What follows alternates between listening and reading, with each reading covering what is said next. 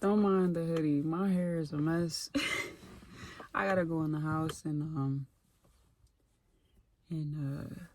wash my hair. So don't mind that.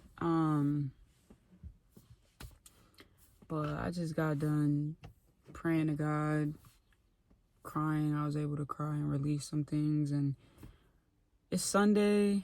What's today? Easter. I don't celebrate Easter, but it's Easter, so I can remember.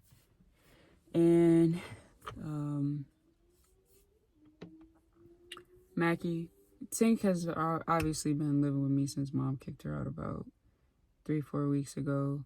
So Mackie I picked up on Friday, and so Sundays I always have to drop her back off because she has school the next day. And honestly, everything's just hitting me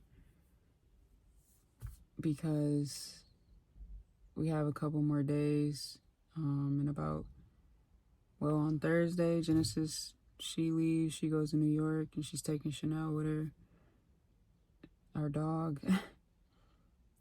Well, it's her dog, but she became our family dog, obviously. But yeah, so there's that, and then Saturday, me and Tink, we get on the road to drive to Arizona, 24 hours. And we're leaving Mackie behind for a couple of weeks because she's in school and Tink's homeschooled, so I can manage that. And so it's just a lot. It's just a lot to maneuver through. Like, even though my faith is strong and I 100% trust God and God's plan, and I know God says it's time, and my time is up in my hometown in Bloomington, Illinois, and that I've done everything that He wanted me to do. I was obedient, and so now it's time to move on in redirection and to go back to Arizona after 3 years, where I want to be, where it feels like home. But I've just been kind of stuck in Illinois for my sisters, fighting for them. So it's just a lot. Like I'm grateful that God is saying, all right, your time is up. You're going back to Arizona. Because if you know, you know. Bloomington, it's ain't nothing. There's nothing. So it's just it's a dark cloud. It sucks you in a dark hole. So I'm ready to get up out of here. There's so many more opportunities for me, for my sisters, so my family. So I'm ready to get up out of there. But at the same time,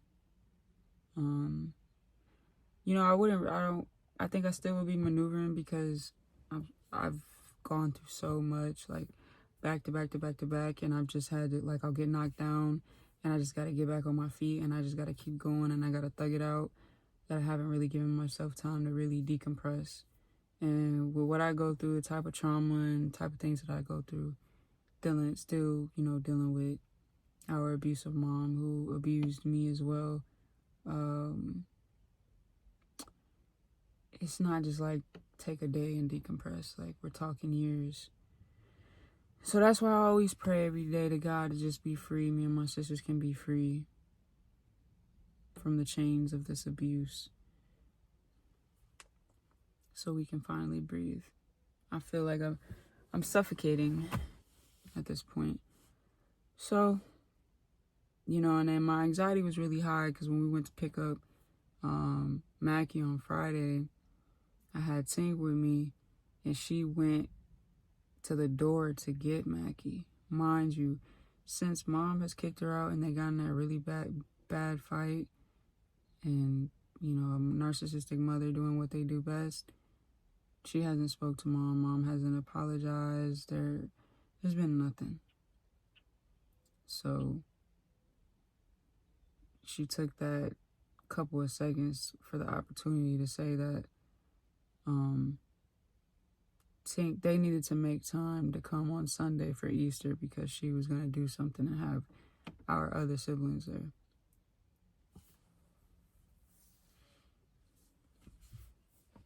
You kicked your 11-year-old daughter out. There's a audio message. It's like 8-9 minutes of your abuse. You kicked her out. she's been with me. You haven't apologized. You haven't taken accountability. You haven't checked up on her. You disposed her. You no longer can control her and manipulate her. So you dispose her as if she's trash and not your child. She comes to the door to get her sister. You take that opportunity to tell her that whatever she got going on, she can give you at least an hour and a half of her time.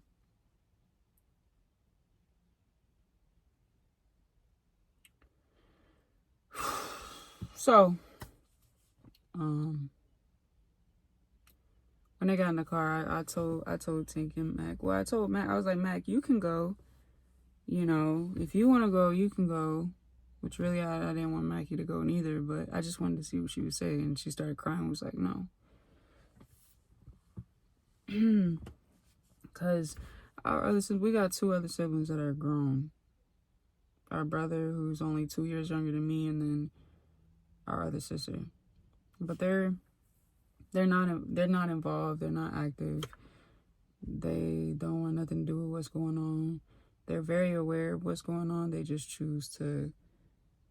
At this point, they're on mom's side. They're enablers. They have not even waken up to their own trauma. So, I'm the scapegoat. I'm the bad guy.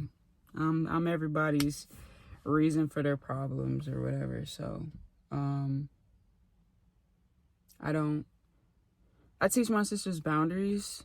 And since I'm the one that's raising them, even though mom has legal custody right now and has for the past 3 months, I don't ever have my sisters go around anybody who, especially if you had an opportunity to show up in that courtroom and fight beside me for my sisters against our abusive mother, and you chose not to show up, what is there anything to talk about? Nobody. The only person that showed up in that courtroom was my girlfriend Genesis, which is like their second mom. That was the only person that was beside me. So, but this is, it reminded me of like growing up, like our mom would always just try to act all nice and on the holidays, and we act like a family and smile and act like everything's okay, and then go back to our regular life the next day. Like, no, you don't get to kick my 11-year-old sister out, treat her the way you treated her, dispose her, and then tell her that she needs to make time for you and the family, the rest of the family that we are not associated with, because you said so. So I got anxiety from that because I had to pray on that, and I had to, because I didn't know how she was going to react. I didn't know how she was going to respond. You got to think of the worst when it comes to her. She could have threatened to call the police. She always threatens to call the police, try to get me charged with kidnapping with my sisters. Show up, do the most, blow my phone up, blow my sister's phone up. Who knows? Like, stuff that I don't even deal with. Like, I don't deal with that. So, just the thought of it being the worst of the worst. It's re-triggering, it's re-traumatizing, because I've dealt with that my whole life. And like being at this age of 28, almost 29, like it's not something that I don't deal with that. But for my sisters, it's like little windows of where I have to, because I have her blocked because she just do too much. So yeah, and I prayed on it, because I told my sisters, I'm like, y'all not going. I'm not about to put y'all in a unsafe space and everybody gonna be asking questions or acting like everything's okay, and then what? I'm not about to tell y'all need to go spend a holiday with our abusive mom just because she said so, just to keep her happy. And the saddest thing about it was Tink was like, well, if I have to do it for an hour and a half, like, I can do it, it won't be that bad. And it's like, where we come from child abuse. For me, it's over 20 years of dealing with abuse. My whole childhood, abuse. My sister's abuse. So we dealt with years on years of abuse. So of course we could handle an hour and a half. But what I'm teaching my sisters is, just because you can, from where we come from, just because we can handle more because we've been through more, doesn't mean that we should accept less. Because my sister is already mentally not okay. They both aren't. In an hour and a half, being put back in an environment, re-traumatizing, triggering, and then not being cared, not being seen, not being loved in the first place, would only put them in a space to spiral. I will never willingly do that. Ever. So I told him no, and I'll take the heat. You know, my sister was worried. She was worried. She was like, well, I'll just go for an hour and a half, because if not, then she's going to say I can't go with you to Arizona. And so that made me sad, because I've done that as a kid as well. Like, and that's how our mom always wins, you know. She abuses us, manipulates us, neglects us, and then makes us, like, do something with her in order for us to, like, go play our sport or go to a friend's house or whatever. Like, she mandates us to do things with her. So it made me sad. And it is, truthfully, it's easier, 100%. It's easier to just show up for an hour and a half, because you don't got to hear her mouth. But it's not easier to our mind, soul, and body. It's not easier for our nervous system. So I pray to God, and I'm standing on boundaries. I'm always going to pick the option that's best for my sisters, and I'll deal with the heat. I'll take the hits. I've been taking the hits. I'll take the hits. You know what I mean? Like, that's just what a big sister does. Like, I'll take the hits. I'll walk through the fire for y'all. But if it's ever up to me, I'm never going to just lay down for anything. Like, they know when it hits me, I'm always going to be like, wait, what? No. Never going to push them to do something they don't want to do. So yeah, all of that. But, you know, I pray to God and I thank God. I did text her, and I just told her, like, you know, this is our last weekend together. Genesis is moving back to New York, and we already had plans. She's doing their hair and nails, and I'll drop Mackie off at 6. She didn't say nothing, but it still brought a lot of anxiety for me, and it just was an indication of how bad it really is. So she ended up not going crazy. I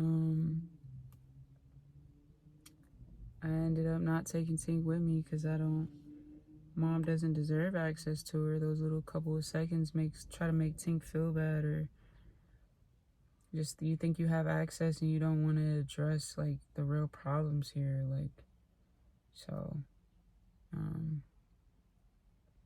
yeah, so I dropped Mackie off, just me and her, and it was smooth. Was no problems, but afterwards, that's when I felt it in my chest, and I feel it to this whole day today. Just, it's everything just hitting. Like, a lot of changes really fast, and I keep a smile on my face. I always take it to the chin, and I'm the strong one for my family, but eventually it hits me. It comes in waves. So today was one of those days, and yesterday, but today was even heavier. So, and I'm just allowing myself to be within myself, because that's all I can do. There's no need to push it away or try to run from it. So yeah, I need to, like, boo-hoo cry, but I wasn't able to get that out. I just cried a little bit, and I just cried to God, and I'm just leaving it all to God. I've prayed so many times today, and I'm just going to keep praying, because every time I pray, I know God's listening. He takes some weight off of my chest, and I feel like I can breathe when I feel like I'm suffocating. So it's just, you know, everything is unraveling the way that it's supposed to. There's no doubt in my mind that I'm supposed to leave for Arizona. Me and Tink. There's a reason why God said Because God knew, like, as hard as it is to leave Mackie for a couple weeks without Tink being there and me being there, like someone to protect her. That's one of the hardest. This is very hard. 100%. But I trust God. I trust God's protection. I trust God's plan. So he said, I'm going to send Tink with you so you know that everything is going to be okay. And everything has unraveled the way that it has. The fact that Tink is homeschooled, the fact that mom just kicked her out and she's been with me already, everything has worked out in a way to where this could even happen. And so I emphasize with Mackie. Mackie's taking it actually pretty well, but I emphasize with, I just pray she doesn't feel like we're forgetting about her, we're leaving her, we don't care about her. Because I was the oldest and nobody came for me. Everybody left me. Nobody came back for me. Nobody saved me. And so I would never do that to my sisters. And one thing I tell them all the time is that we don't split up. And I never split up Tink and Mac. Ever. Because Tink is the big sister to Mac when they're under the roof of our abusive mom. So this is just not something that I ever want to get used to, that we ever want to get used to. So yeah, it's all hitting. So I just pray to God, like, God, please just continue to protect Mac these next couple of weeks. And I pray for permanent full custody every day. I pray for that every single day.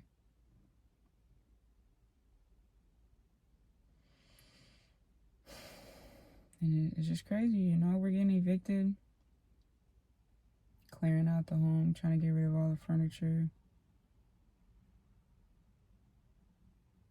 Really just starting fresh. Just me and Tink about to get in this car and drive 24 hours to Arizona. But I told Mac today, I said, one door closes, God closes one door to open up another. And she said, she said, God is closing our front door of our current apartment to open up our door in our house in Arizona. And I said, come through, my girl. Yes, a house. Manifest that. A house. And I know, I feel it in my soul deeply.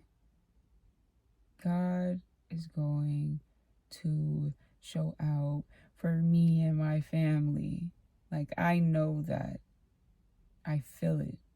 There's no doubt. There's not one doubt in my mind. That's why I'm so like, all right, let's go. Like, I'm lacing up my boots and it's all right, God, let's go. Like, you know, it's not that everything, God is handing everything to me right now at once. No, God is also like, all right, you still got to stay on this path. You still got to do these things. You know, you got to do it in this order. And so I know what God is going to do, but there's still steps. We're still getting evicted. Still have to maneuver through that. I'm still technically homeless because I was going to apply for a place out in Arizona, but that wasn't aligned with God. Like, I was instantly redirected when I was like really looking and calling and stuff. Like, no. So I said, okay. And then that's when the Holy Spirit reached me and said, you're going to stay in an Airbnb until your new home. And I said, okay. So it's still a journey, you know, knowing that my car was $2,000 to get fixed just for us to be able to drive and work. Because, like, I'll do Lyft and Uber until I find a job that's good enough. Because don't ever sleep on Lyft and Uber. Like, I've made the most money driving Lyft and Uber than I have for any job, and I have my CDL. So let that add up. So yeah, so I need my car. My car, and also is if for whatever reason anything happens, like, this car has been a roof over my head. So need that. So yeah, you know, not really having a ideally you want to be able to get an Airbnb for a couple of months, but yeah, I trust God though. God will make a way, just like he's gotten me this far, got my family this far. And then, you know, my girlfriend, Genesis, she's going back to New York. But that was already something that was going to happen before we got evicted. Like, this was already planned after she had the lump removed on her breast, that she would go back to New York because that's where she's from, and just that's where a lot of her dreams are. Like, she came to Bloomington, Illinois. Bloomington, Illinois. Lame ass Bloomington, Illinois. Like, there ain't nothing here, bro. The only reason I'm here is for my sisters. That's it.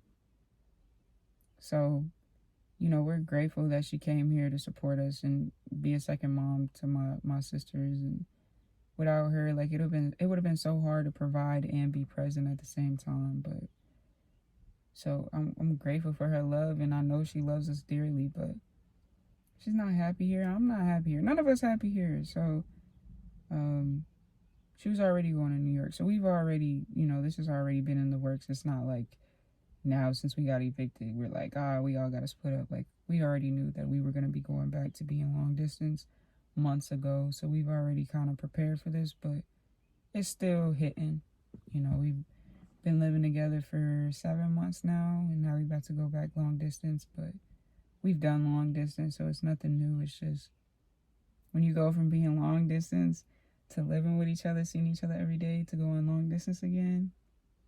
But personally, we kind of need that again. We just, you know, want to have our own crib, and like, I'll come visit her in New York, she'll come to Arizona. Me and the girls will be able to go to New York, she'll come to Arizona. Like, so we get like pretty much kind of like a free vacation. You know, I love New York, she loves Arizona, so it's like the best of both worlds. So, but it's still a lot, you know. It's been the 4 of us for 7 months, and we've been through everything together. So it still is gonna tug at the heart, because we're all gonna be split up, and it hasn't been that way for a while. But yeah, so I feel much better just talking about it, honestly. I'm just rambling. But really, I'm just catching y'all up, you know. I decided to do this YouTube stuff because, like, TikTok and Instagram is cool, but it's just pieces. And I feel like I really just want to lock in with my story. And for those who are supporting us and just have all the questions and just want to follow along this journey with us, YouTube is the best way, I feel like, to really just be vulnerable and give you guys the whole picture, not just clips and reels and TikToks, you know, like the real deal. So that's where I'm at with it. I feel exhausted, but if anything I hope y'all take from this is, when God tells you to move. He may bless you with the money and a place to stay, or you might have nothing but your faith. And that right there, that's what I hold on to the most. I have nothing but my faith and the knowing in my soul, God is with me. This is God's plan. So nothing can go wrong. And there has been not one thing that has made me say, maybe I need to stay a little longer. Everything that God has, all the steps up until this point, all has worked out for me to still go to Arizona, not to prevent me from going. But as y'all know, the week before I found out, what was it? Yeah, the week before I found out that we were getting evicted, before eviction court, I put on TikTok, like, the devil was working. The devil was working overtime. Like, my car got repoed. It was never supposed to be repoed. I had to ride my bike 12 miles to work and 12 miles back. Starting a new job. What else happened? Knew that we were possibly getting evicted. So, like, oh my goodness. The devil was working. But then I got my car back, found out that my car was never supposed to be repoed, didn't have to pay a dime to get it back. And things just got a little bit better. So, yeah, the devil was working hard because he knew that this moment was about to happen and try to prevent me from that. And put me in a space to where I couldn't hear God. But I still heard God loud and clear, because the devil, you can jump me, get everybody you want, I'm still going to be sitting there praying to God the next morning. But yeah, y'all, that was a lot. And talking about it, I'm just like, I'm about to go in the house and just relax. I'll catch y'all. My hair is messy, but I just got a haircut. It's been a minute. Finally got these damn long sideburns cut. Man, I've had a migraine all day. And when I get migraines, I get really, really bad migraines. Like, my vision will go out. It will get extremely blurry. Like, I cannot see. It's normally, it will hurt on one of my eyes, like really bad around my eye. And then the head pain kind of comes next, and it lasts all day, can last a couple of days. So it wipes me out. All I can do is sit in a quiet dark room with a towel over my head and just pray. So yeah, I haven't been feeling well at all. I'm feeling a little bit better, just like my vision is back, but I still have, like, my neck hurts and the soreness of everything. So I'm still my body's just still not feeling well. We were supposed to go to a track meet today, and I was supposed to go pick up Mackie because, you know, Tink's living with me ever since Mom kicked her out. So I was supposed to get Mackie after school, and we were gonna go to a track meet. And so, yeah, but I'm not feeling well at all. So I had text Mom to let her know that I was gonna be picking up Mag. And then shortly after that, I was like, I'm still not feeling too well, so we're just not gonna go. And instantly, you know, Mom's just being the narcissistic mother that she is. She was waiting outside excited. Why would you text me just to get her excited to not show up? I just told you that I have a migraine and that we're not going. All you had to say was okay. Where a decent person was okay, I hope you feel better. But I know you're not a decent person, so you could have just said okay. But instead, you want to say this. So, and then proceeds to go on and say, oh, and by the way, next time when I tell you to bring them by for a holiday and you don't, I will have the police at your door, just to let you know. And I didn't send money this Monday because I needed to pay for Ubers to get to ride to work. She sent me $50 last Friday. This was the first time out of all the times I've taken care of my sisters and provided for my sisters, out of 4 or 5 years, almost 5 years, this was the only time she's ever sent money. $50. So, you know, her responding that way, mind you, I've had her blocked for months. I unblocked her just to, you know, to tell her that. And anytime she takes the opportunity to just say something negative or to try to get under my skin or whatever, and it's like, you got the nerve to sit here and say, oh, she was excited to go, why would you text me if you weren't going? I didn't intentionally text you to say that we were going, just to text you to say that we're not, to intentionally hurt my sister. I'm not feeling well, so that is why we're not going, and I made that clear.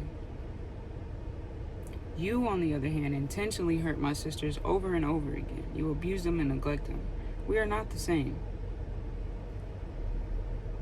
So, of course, she got me flustered, and she just wants a reaction. I know how this goes. I've gone through it for so long, so I'm not responding. But, like, I still haven't even texted her to tell her that I'm leaving for Arizona literally on Saturday.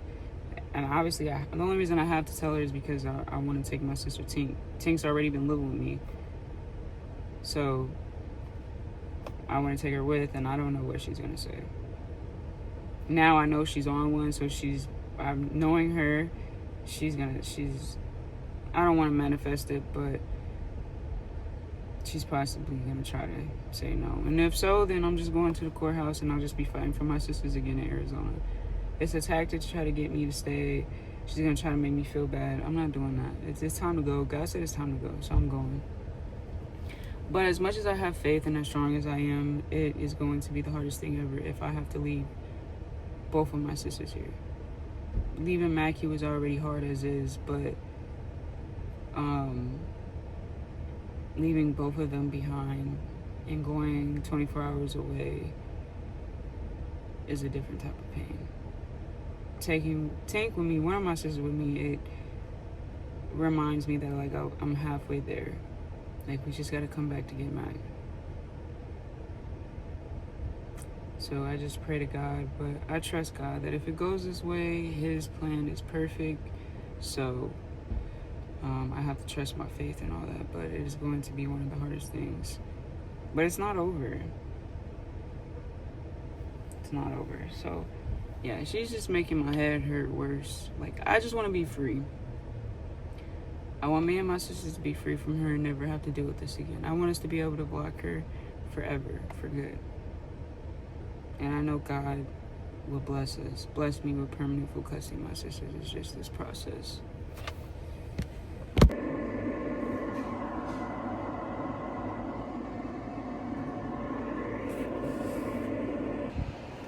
Okay, the sun out. The sun out. I feel like a baddie. The way I just grabbed my hair, bro. It's crazy. Fun fact, I'm actually very shy. People don't be believing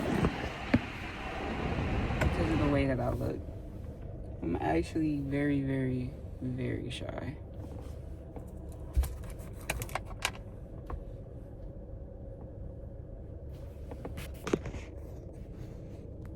I have a good personality. I'm shy. That's just how it is. So, like, that's why this content creation thing is gonna be hella journey for me, because I could do videos and stuff, but like actually recording vlogs and stuff is gonna be a challenge. But that's why I got y'all to hold me accountable.